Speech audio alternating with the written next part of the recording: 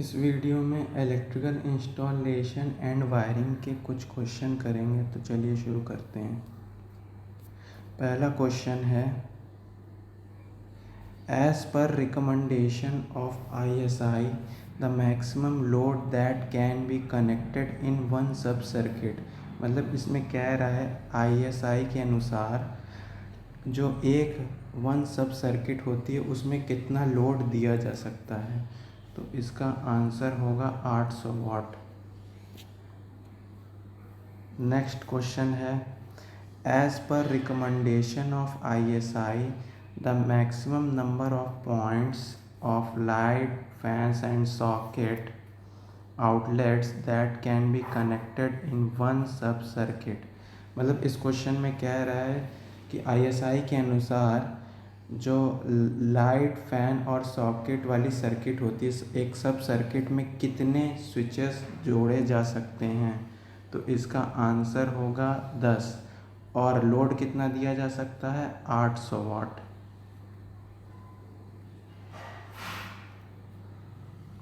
Next question है, the cheapest system of internal wiring is.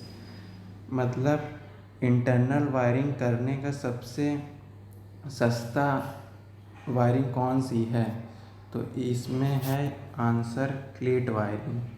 क्लीट wiring कैसे, जो दीवार के ऊपर होती है और ऐसे उसे एक काजू क्लिप आती है, उससे ऐसे लगा दिया जाता है, तो ये होती है क्लीट वायरिंग। ये सबसे चीपेस्ट मेथड है वायरिंग का।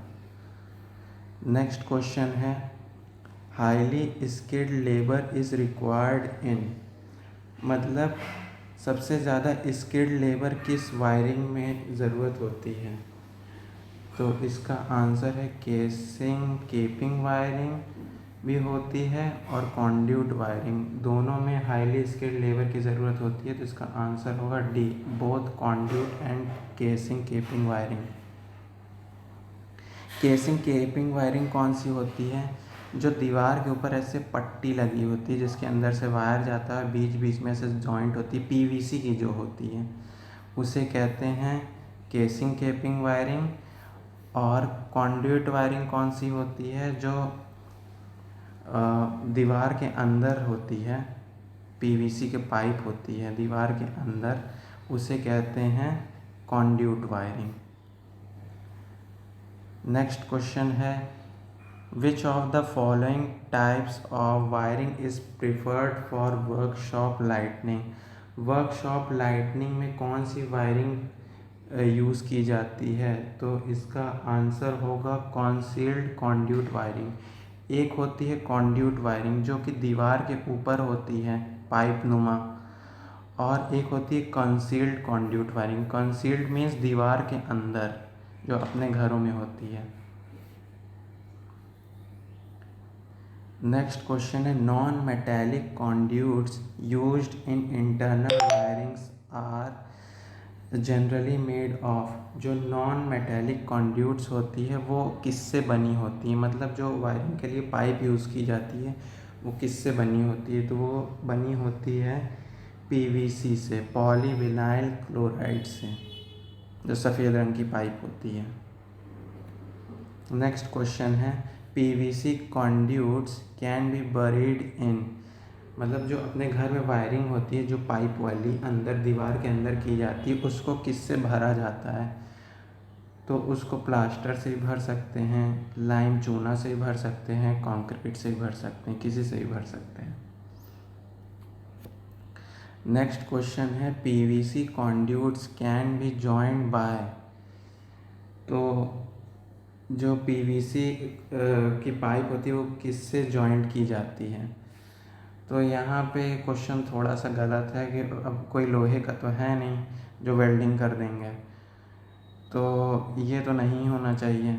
अब थ्रेडिंग क्या होता है, जिसमें चूड़ी बनी होती है, जैसे कि चूड़ी ऐसे पाइप पे बनी होती है और उस पर कोई दूसरी चीज़ चढ़ जाती है, वो होती है थ्रेडिंग। जैसे नट और बोल्ट में होता है, तो थ्रेडिंग हो सकता है और सॉल्वेंट सीमेंट हो सकता है, वेल्डिंग नहीं हो सकता।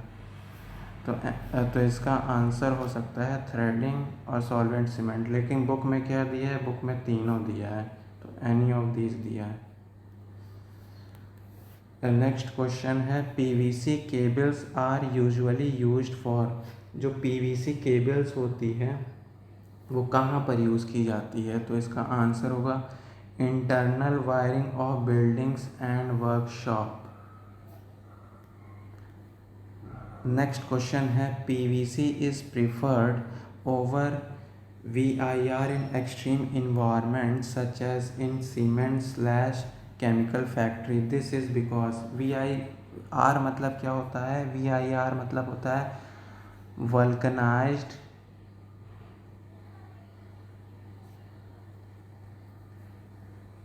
इंडिया रबड़। तो ये पूछ रहा है कि एक्सट्रीम इन्वायरमेंट कंडीशन में पीवीसी को क्यों प्रिफ़र किया जाता है VIR की जगह, मतलब वल्कनाइज्ड इंडिया रबड़ की जगह पीवीसी को क्यों प्रिफर यूज़ किया जाता है? तो इसका आंसर होगा PVC is inert to oxygen and almost inert to oils and to many alkalines and acid. मतलब पीवीसी का के ऊपर ना तो ऑक्सीजन का और ना ही तेल का और ना ही क्षार और ना ही अम्ल का फ़र्क पड़ता है, इसलिए पीवीसी को VIR की जगह यूज़ किया जाता है।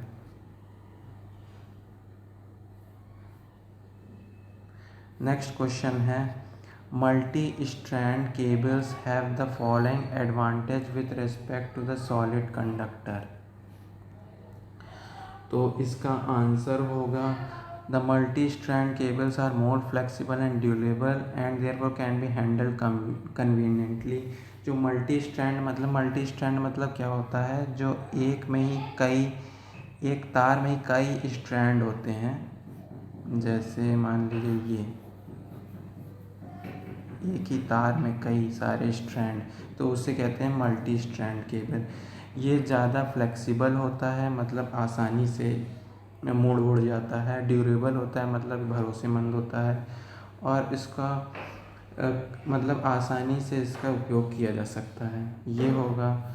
दूसरा है the surface area of multi strand cable is more as compare to the surface area of equivalent single solid conductor, so heat radiating capacity is मोर।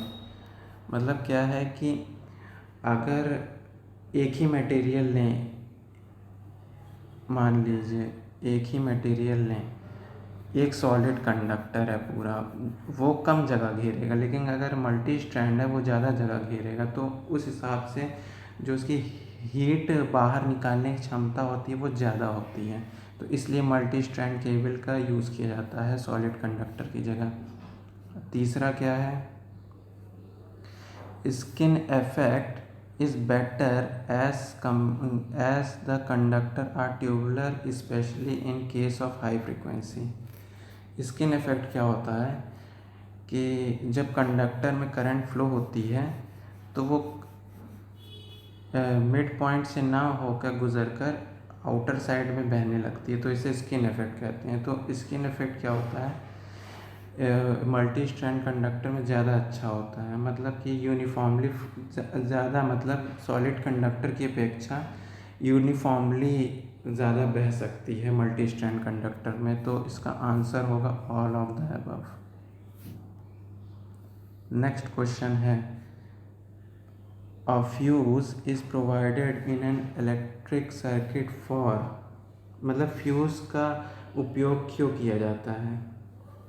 तो इसका आंसर होगा safeguarding the installation against heavy current. मतलब जब एक fuse लगा होता है घर में, जिसमें ऐसे बना होता है फ्यूज़, तो उसमें क्या होता है, अंदर एक पतला सा तार लगाया जाता है सिर्फ करंट फ्लो करने के लिए। लेकिन अगर ज़्यादा करंट आ जाती है तो वो हीट के कारण मेल्ट हो जाता है, मतलब पिघल जाता है।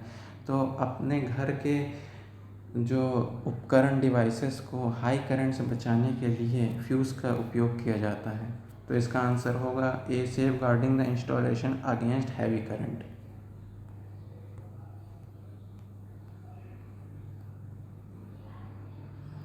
नेक्स्ट क्वेश्चन है according to fuse law the current carrying capacity varies as.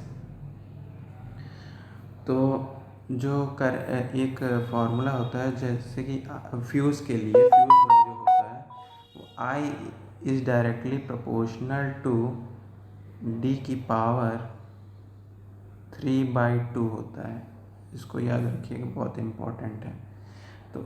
तो अकॉर्डिंग टू फ्यूज लॉ, जो करंट कैरिंग कैपेसिटी होती है वो उस वायर के डायमीटर के 3/2 के प्रोपोर्शनल होती है।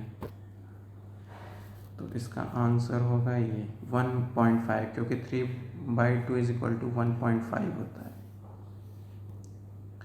नेक्स्ट क्वेश्चन है, the rating of fuse wire is always expressed in. जो फ्यूज़ का वायर होता है उसकी रेटिंग किस में की जाती है? तो हमेशा एम्पेयर में की जाती है, कि इतने एम्पेयर तक ये वायर मतलब करंट झेल सकता है।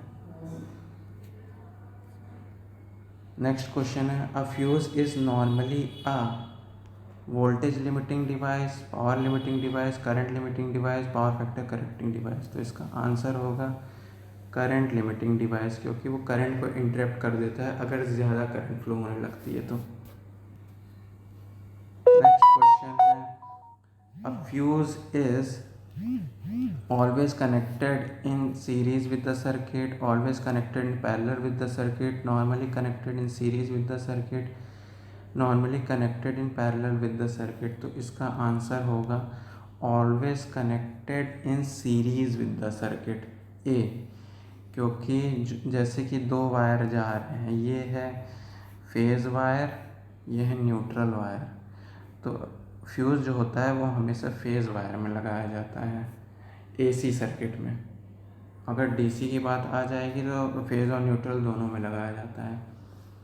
तो करंट यहाँ से फ्लो होके फेज़ से न्यूट्रल निकलती है, तो फेज़ में ही यहाँ पे फ्यूज़ लगाया जाता है। तो ये सीरीज़ में लगा, always connected in series with the circuit. Next question है, a fuse is normally inserted in phase wire, normally inserted in neutral wire, never inserted in neutral wire, never inserted in phase wire। तो जो fuse होता है उसे उसका answer होगा never inserted in neutral wire. ये answer होगा AC के लिए, एसी सर्किट के लिए। डीसी सर्किट के लिए न्यूट्रल में भी लगाया जाता है। तो यहाँ क्वेश्चन होना चाहिए, a fuse is never inserted in neutral wire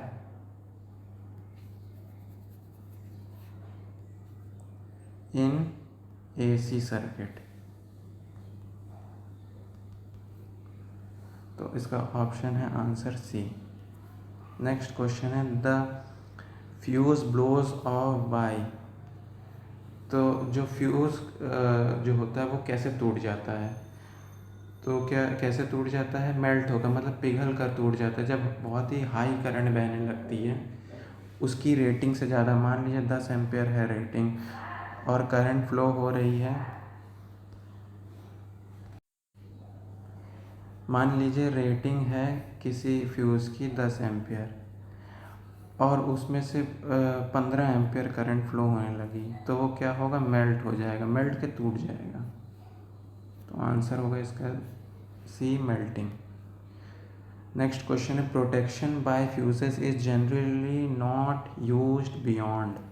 मतलब फ्यूज़ के द्वारा जो प्रोटेक्शन किया जाता है वो किस रेटिंग से ज़्यादा नहीं किया जा सकता। तो आंसर इसमें दिया है 200 एम्पेयर, वैसे तो आंसर होगा 100 एम्पेयर। 100 एम्पेयर के ऊपर फ्यूज़ का उपयोग नहीं किया जा सकता।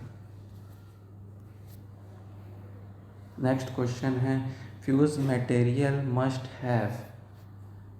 फ्यूज़ का जो मटेरियल होना चाहिए वो कैसा होना चाहिए? तो फ्यूज़ का मटेरियल जो होना चाहिए वो लो, एक तो उसका रेजिस्टेंस लो होना चाहिए, हाई कंडक्टिविटी होनी चाहिए और लो मेल्टिंग पॉइंट होना चाहिए। तो आंसर होगा सी, मतलब कि लो स्पेसिफिक रेजिस्टेंस, मतलब कि करंट आसानी से फ्लो हो जाए, एक तो ये होना चाहिए। हाई कंडक्टिविटी होनी चाहिए, जब रेजिस्टेंस लो होगा तो हाई कंडक्टिविटी भी होगी, तो ये होना चाहिए। और तीसरा क्या होता है कि लो मेल्टिंग पॉइंट होना चाहिए। मतलब ऐसा नहीं कि टेम्परेचर बढ़ा जा रहा है और तार टूट ही नहीं रहा है फ्यूज़ का। मतलब जब करंट ज़्यादा फ्लो होगी तो टेम्परेचर भी बढ़ेगा। टेम्परेचर बढ़ने पे आसानी से वो टूट जाना चाहिए। अपने मतलब उससे क्या होगा, हमारे जो घर के उपकरण होंगे वो बच जाएंगे। तो लो मेल्टिंग पॉइंट होना चाहिए। तो आंसर होगा सी। नेक्स्ट क्वेश्चन है a material best suited for manufacturing of fuse wire is. कौन सा मटेरियल यूज़ किया जाता है फ्यूज़ वायर को बनाने के लिए?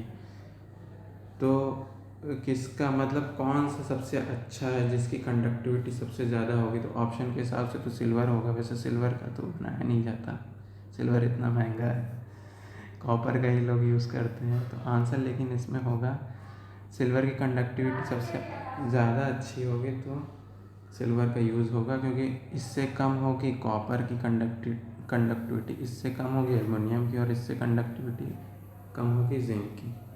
तो आंसर होगा इसका सिल्वर। नेक्स्ट क्वेश्चन है in comparison to rewirable fuses HRC fuses have the advantage of. मतलब एक HRC फ्यूज़ होता है, इसका फुल फॉर्म होता है HRC फ्यूज़ का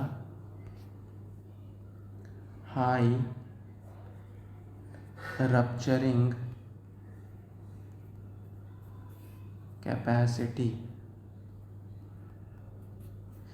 इसका फुल फॉर्म भी पूछा जाता है HRC फ्यूज़ का। तो रिवायरेबल फ्यूज़ मतलब कि जो तार बांधने वाला जो फ्यूज़ होता है, जो अपने घर में लगा होता है मीटर के पास, उसकी अपेक्षा हाई रप्चरिंग कैपेसिटी वाले फ्यूज़ की क्या मतलब एडवांटेज कौन कौन सी है? तो उसके एडवांटेज होंगे हाई स्पीड ऑपरेशन, जल्दी से मतलब काम करता है। हाई रप्चरिंग कैपेसिटी, जल्दी से करंट को इंटरप्ट कर देता है। और नो एजिंग इफेक्ट, मतलब कि उसका एज के हिसाब से उस पर कोई इफ़ेक्ट नहीं पड़ता है। मतलब कि चाहे जितना पुराना हो जाए उस हिसाब से उस पर कोई इफ़ेक्ट नहीं पड़ता है। तो तीनों ऑप्शन सही होंगे। तो इसका ऑप्शन होगा all of the above. Next question है the insulation on a current carrying conductor is provided to prevent current leakage, shock, both A and B, none of this. तो जो तार के ऊपर जो PVC की जो परत चढ़ाई जाती है या रबड़ जो चढ़ाया जाता है, वो किस लिए चढ़ाया जाता है? तो इसका ऑप्शन होगा कि लीकेज करंट को रोका जा सके और हमें शॉक से बचाया जा सके। तो बोथ ए एंड बी इसका आंसर होगा। नेक्स्ट क्वेश्चन है the thickness of insulation provided on conductor depends upon, मतलब किस पर निर्भर करता है? जो रबड़ तार के ऊपर चढ़ा रहता है उसे इंसुलेशन कहते हैं। तो जो उसकी थिकनेस होती है, मतलब कि मोटाई, वो किस पर निर्भर करती है? तो वो निर्भर करती है वोल्टेज रेटिंग पे। कभी भी इंसुलेशन की बात आ जाए तो हमेशा आंसर होगा वोल्टेज रेटिंग। वोल्टेज रेटिंग को देख कर ही तार के ऊपर जो रबड़ की परत चढ़ाई जाती है। तो आज के वीडियो में इतना ही। आज हम लोगों ने 24 क्वेश्चन डिस्कस किए थे। नेक्स्ट पार्ट में इसके आगे जो क्वेश्चन होंगे, क्वेश्चन नंबर 25 से उसको डिस्कस करेंगे। तो वीडियो को लाइक करें, चैनल को सब्सक्राइब करें। Thank you.